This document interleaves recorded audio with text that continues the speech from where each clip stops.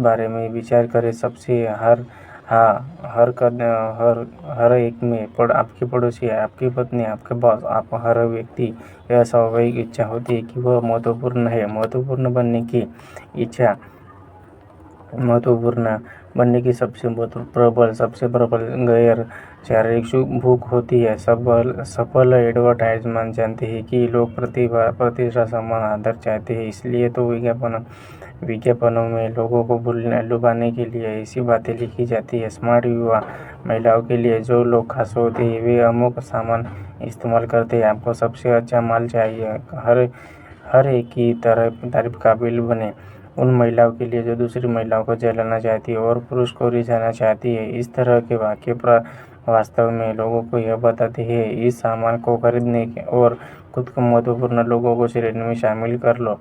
महत्वपूर्ण बनाने की लालच, महत्वपूर्ण बनने की भूख भी आपको सफलता की तरफ आगे ले जाती है। यह आपको सफलता का सबसे बड़ा औजार है। परंतु आगे बढ़ने से पहले इस वाक्य को दोबारा पढ़ें। हालांकि आप महत्वपूर्ण के रवैये से परिणाम मिलते हैं, हालांकि इसमें कुछ भी खर्चा नहीं होता, फिर भी बहुत कम लोग इस रवैये का इस्तेमाल करते हैं। अब यह बताना जरूरी है कि ऐसा क्यों होता है। दार्शनिक दृष्टि से देखा जाए तो हमारे धर्म, हमारे कानूनी, हमारी पूरी संस्कृति यह मनुष्य को महत्वपूर्ण मानती है। इन सब के अस्तित्व का आधार ही मनुष्य की महत्ता है। मान लीजिए आप अपने हवाई जहाज में उड़े रहे हो और किसी वीरान जंगल में आपको मजबूरन उतरना पड़ जाए तो क्या होगा। जैसे इस दुर्घटना की खबर मिलेगी, आपकी खोज के लिए बड़े पैमाने पर खोज अभियान शुरू हो जाएगा। कोई भी यह नहीं पूछेगा क्या यह व्यक्ति महत्वपूर्ण है। आपके बारे में कोई नहीं जानता सिवाय इसके वजह कि आप इंसान हैं। फिर भी हेलीकॉप्टर,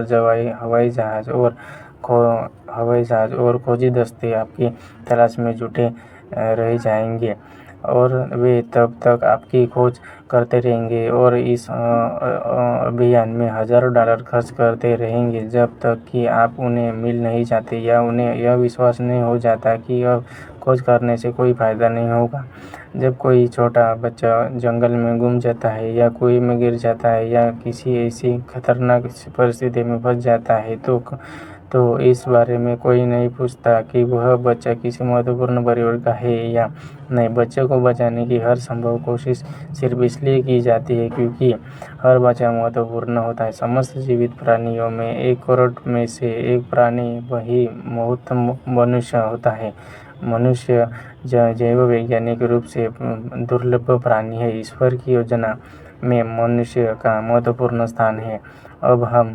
अब हम इसके व्यावहारिक पक्षों को देखें। जब ज़्यादातर लोग दार्शनिक चर्चा से रोजमर्रा की परिस्थितियों पर आते हैं तो वे दुर्भाग्य से यह भूल जाते हैं कि मनुष्य महत्वपूर्ण होता है। कल आप यह ध्यान से देखेंगे कि किस तरह ज़्यादातर लोगों का रवैया यह कहता नजर आता है, आप कोई नहीं है, आपका कोई मूल्य नहीं है, आपका कोई अर्थ नहीं है, आपका मेरे लिए कोई महत्व नहीं है, आप महत्वहीन है वाले रवैये के पीछे भी एक कारण होता है। ज़्यादातर लोग दूसरे व्यक्ति की तरफ देखते हैं और सोचते हैं यह मेरे लिए कुछ नहीं कर सकता, इसलिए यह व्यक्ति महत्वपूर्ण नहीं है।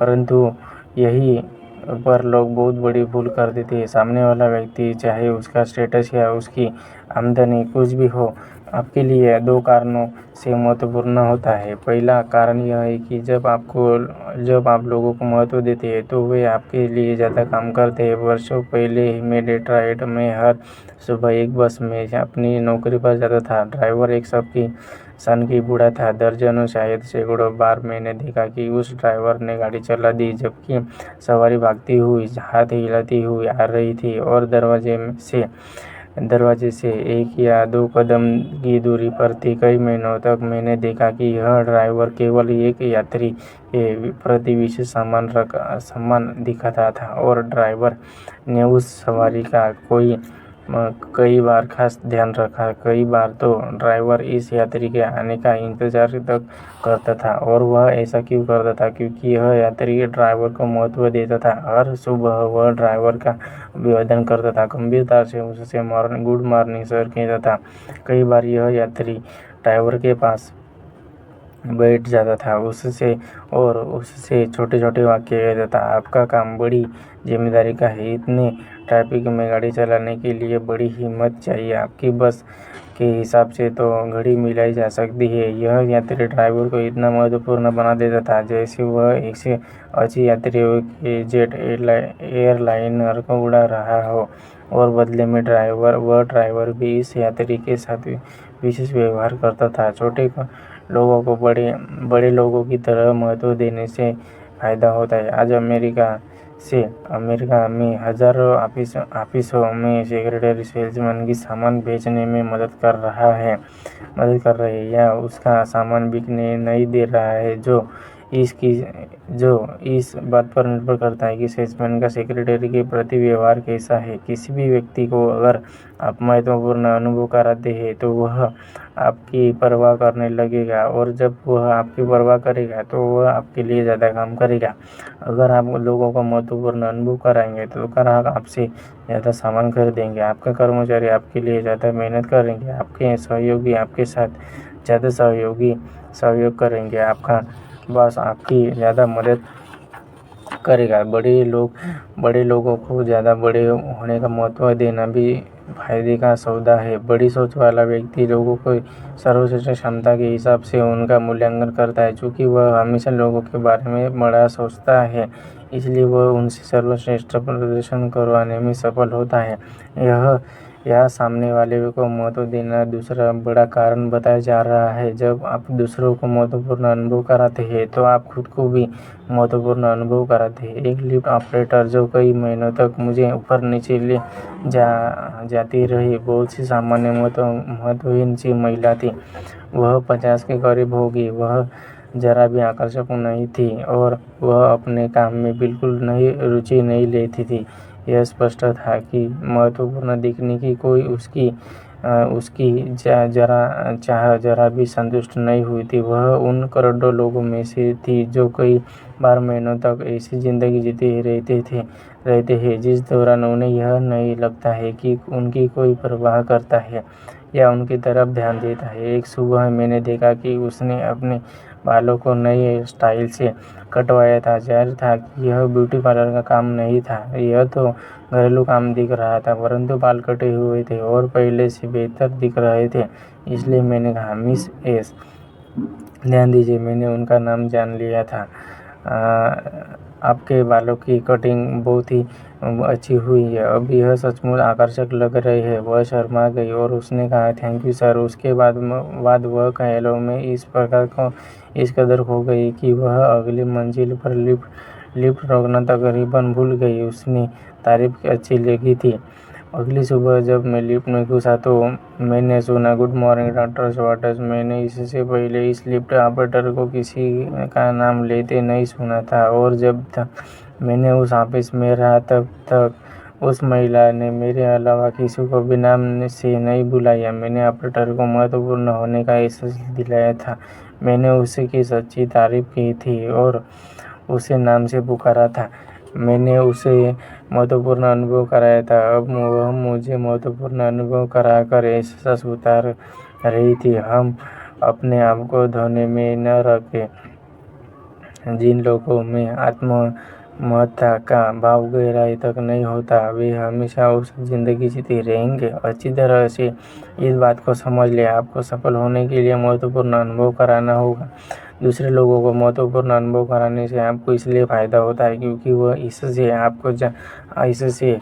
आप ज़्यादा महत्वपूर्ण बन जाते हैं। आज़मा कर देखें। पहला, तारीफ करने की आदत डालें। दूसरों को यह बताने का नियम बना लें कि आप उनके लिए काम की तारीफ करते हैं। कभी भी किसी को यह भी महसूस न होने दें कि आप उसके काम को रूटीन काम मान रहे हो। गर्मजोशी से सच्ची मुस्कुराहट के साथ तारीफ करें। मुस्कुराहट से दूसरों को पता चलता है कि आप उनकी तरफ ध्यान दे रहे हैं और आप उन्हें देखकर खुश हुए हैं।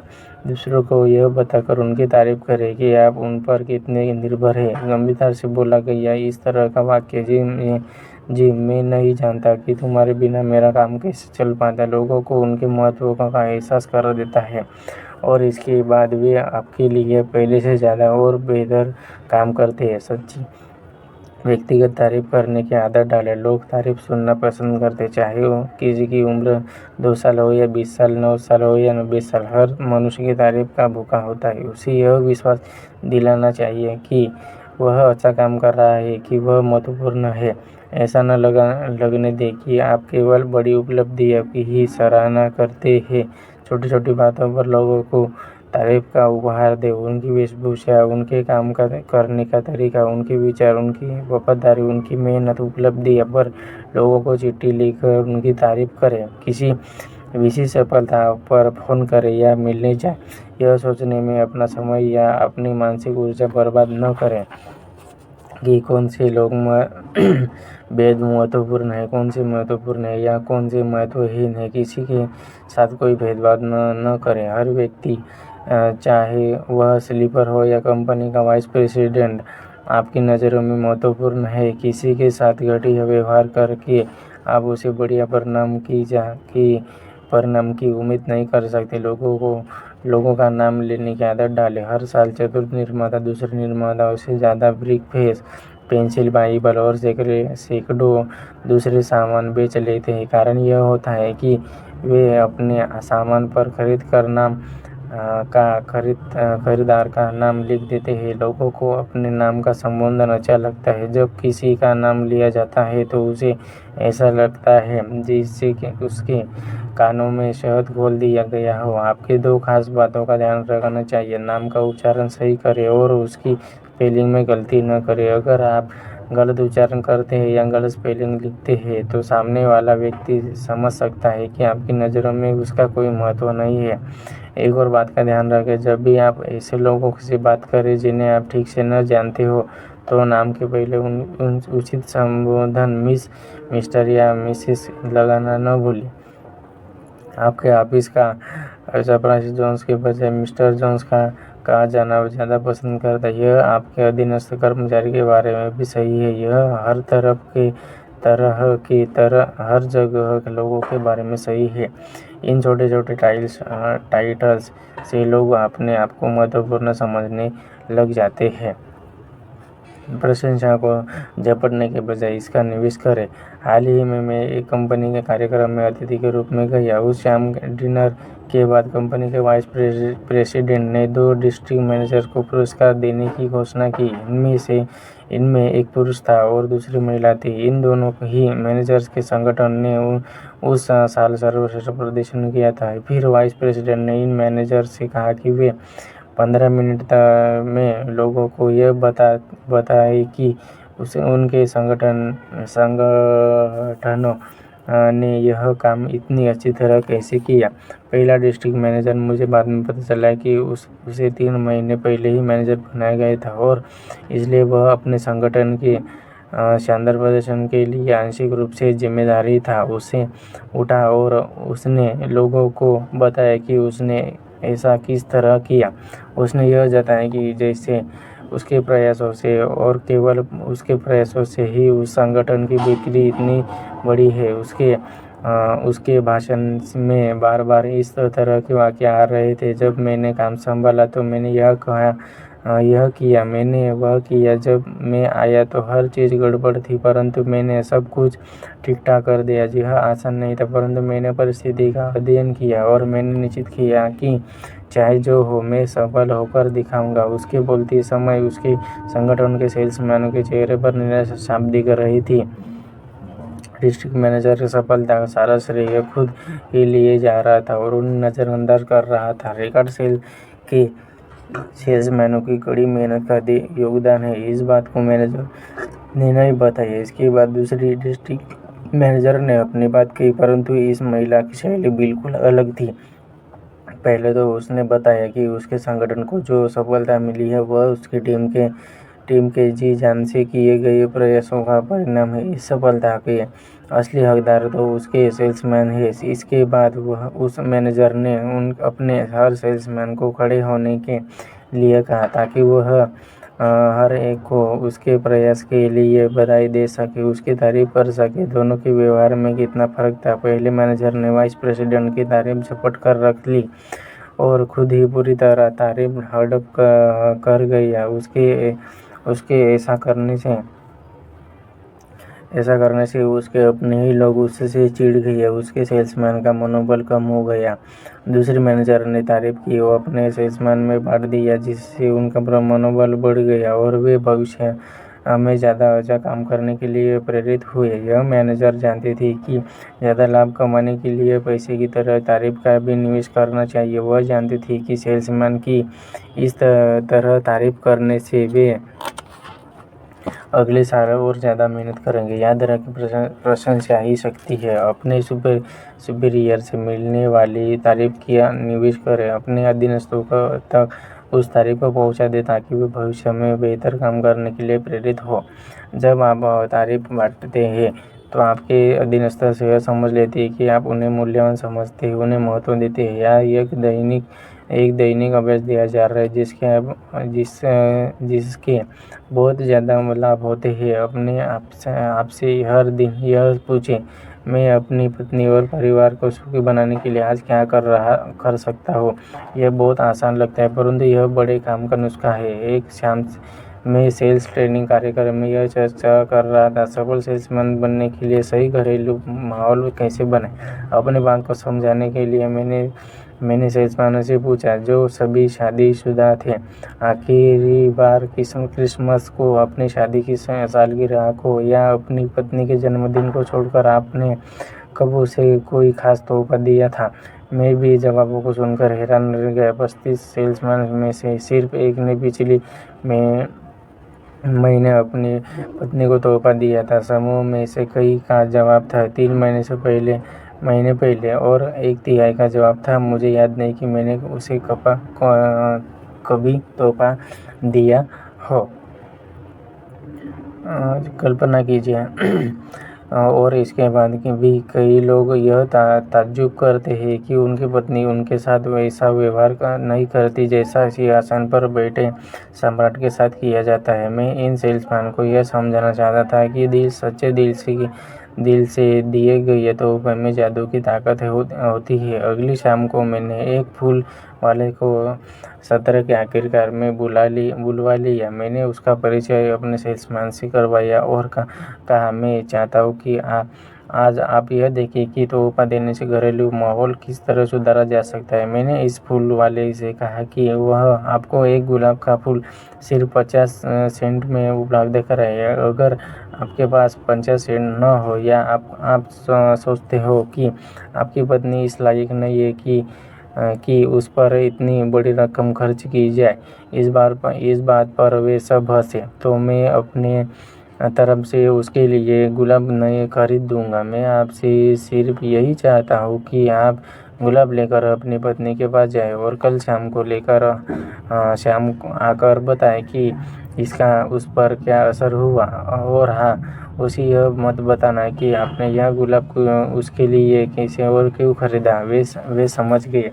बिना बात के हर व्यक्ति ने अगली शाम को आकर बताया कि 50 सेंट के छोटे से निवेश से उसकी पत्नी खुश हो गई। अपने परिवार के लिए अक्सर कुछ खास करें। जरूर नहीं है कि आप कोई महंगा तोहफा ही खरीदें। महत्व इस बात का होता है कि आपको उनकी याद रहे ऐसा कुछ जो आपके परिवार के प्रति आपका प्रेम या परवाह प्रदर्शित करे। कारगर होगा। अपने परिवार को अपनी टीम में शामिल करें। उसका सुनिश्चित रूप से ध्यान रखें। इस व्यस्त भागदौड़ भरे युग में कई सारे लोग अपने परिवार के लिए समय निकाल पाने में असमर्थ है, लेकिन अगर हम योजना बनाकर चले तो अवश्य ही समय निकलेगा। एक वाइस प्रेसिडेंट ने मुझे अपना तरीका बताया जो उसके हिसाब से बहुत कारगर था। मेरे काम में बहुत जिम्मेदारियां हैं और हर शाम को ढेर सारा काम घर ले जाने के अलावा मेरे पास कोई विकल्प नहीं होता, परंतु मैं अपने परिवार को अनदेखा या नज़रअंदाज नहीं करता, क्योंकि वही तो मेरे जीवन का सबसे महत्वपूर्ण हिस्सा है। उन्हीं के लिए तो मैं इतनी कड़ी मेहनत कर रहा हूँ। मैंने एक टाइम टेबल बना लिया है जिससे मैं अपने परिवार पर पूरा ध्यान दे पाता हूँ और अपने काम पर भी।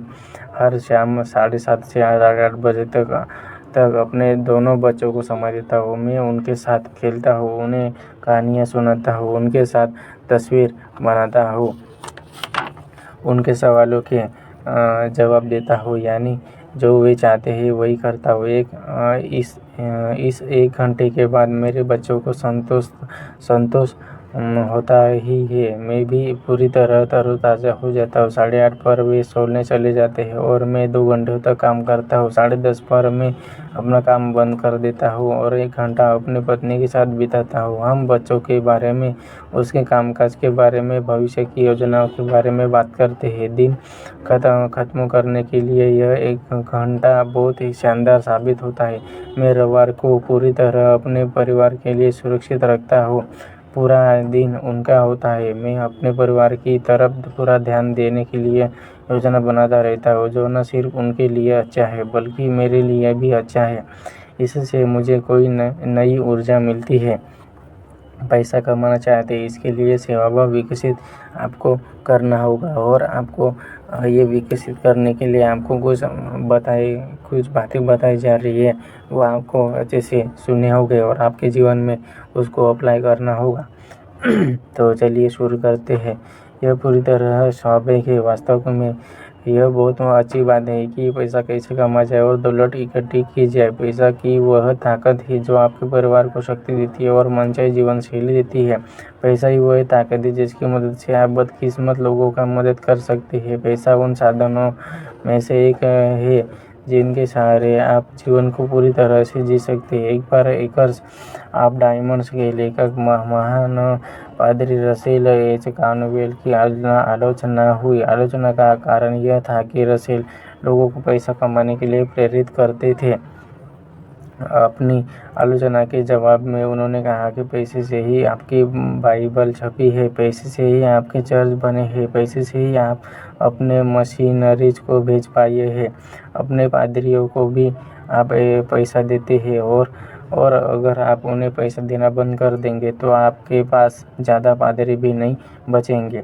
वह व्यक्ति जो कहता है कि वह गरीब रहना चाहता है या तो अपराध-बोध से ग्रस्त है या फिर वह अपने आप को अयोग्य समझता है। वह उस बच्चों की तरह जिसे लगता है कि वह स्कूल में भी कभी फर्स्ट डिवीज़न नहीं ला पाएगा या कभी फुटबॉल टीम में शामिल नहीं हो पाएगा। इसलिए वह जताता है कि वह फर्स्ट डिवीज़न नहीं लाना चाहता है या फुटबॉल नहीं खेलना चाहता। पैसे कमाना एक बढ़िया लक्ष्य है।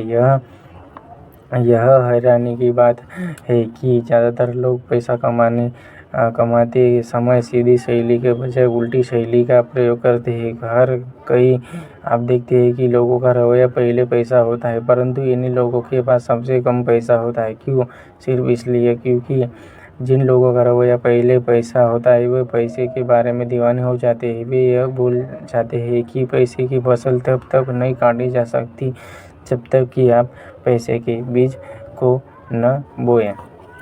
तो हमारा आज का वीडियो आज के लिए इतना ही था। तो मिलते हैं अगले नए वीडियो में। तब तक के लिए थैंक यू सो मच। हमारे साथ जुड़े रहने के लिए थैंक यू सो मच।